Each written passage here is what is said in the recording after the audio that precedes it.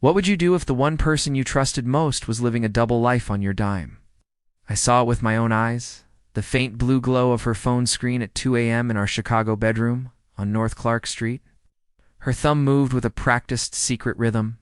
She thought I was asleep. She was wrong.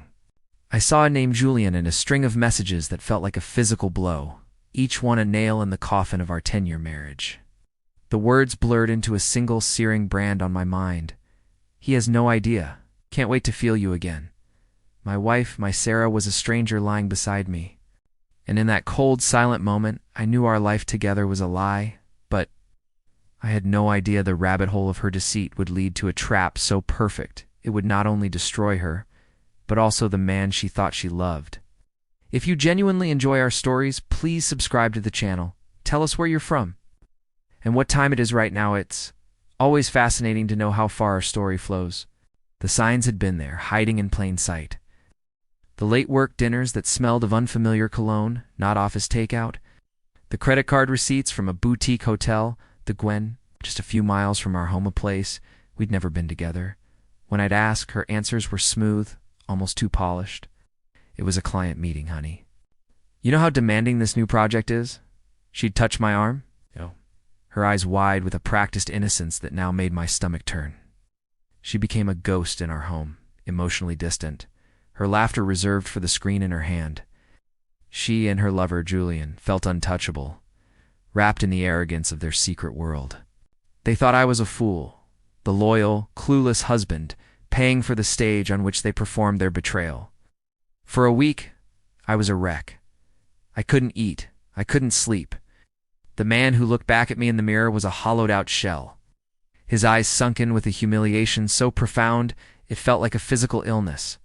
I'd sit in my car in the parking garage of my downtown office, the engine off, just replaying her texts in my head until the words lost all meaning. The breakdown came on a Tuesday. I was trying to fix a leaky faucet under the sink, a simple, mundane task, and my hand slipped, wrenching my knuckle. The sharp, stupid pain was the final crack in the dam. I just sat there on the cold kitchen tile, water pooling around me, and I sobbed. Not loudly, but with the silent, gut-wrenching despair of a man who had lost everything. That was the moment the grief turned to ice. The sorrow curdled into something cold, hard, and strategic. My wife wanted a villain. Fine. I would become one. My revenge started not with a bang, but with a quiet click. I hired a private investigator, a grizzled ex-cop who operated out of a small office in the Loop. He was expensive, but every dollar felt like an investment in my own sanity.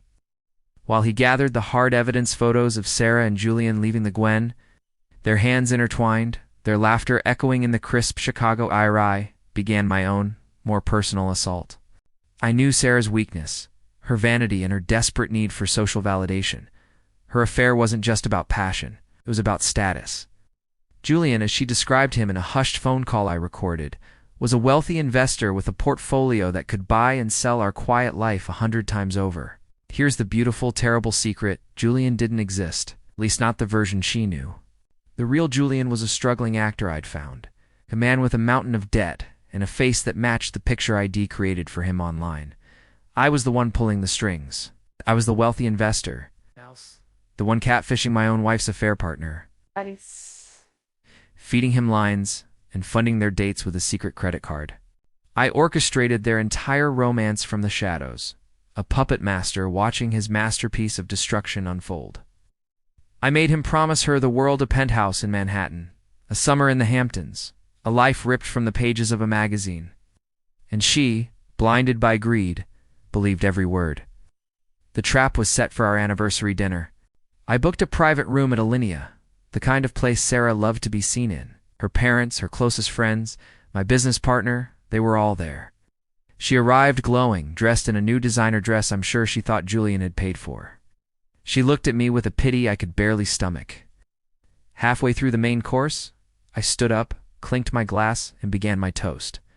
I spoke of love, of trust, of 10 years of shared memories. Then my tone shifted. I talked about betrayal, about lies. And then I looked directly at her. I'd like to introduce you all to the man who has made my wife so happy these past few months. Julian, why don't you come in? The door opened. But it wasn't the handsome, suave man from the pictures. It was the real Julie Anthon, nervous and looking utterly terrified. I played the recordings. I showed the photos on a projector screen I'd had installed. I read their text messages aloud, his promises of a fantasy life, her cruel words about me. The silence in the room was absolute, broken only by her mother's gasp. Sarah's face went from arrogant confusion to ashen horror. Her friends stared, her parents looked away in shame. It was a social execution. The next day, my lawyer served her with divorce papers at her office, in front of all her colleagues. The prenuptial agreement she'd laughed at when we signed it was ironclad. She left our marriage with nothing but the clothes on her back and the public humiliation I had so carefully engineered. She was ruined, legally and socially, in the space of 24 hours. I see her sometimes, a ghost on the streets of a city that was once ours. She works a retail job now, her designer clothes replaced by a cheap uniform. The arrogance is gone, replaced by a permanent, haunted look in her eyes. Now there's no triumph in it for me, no joy. Just a cold, quiet emptiness where a decade of my life used to be. She never found out I was the one behind it all. The end.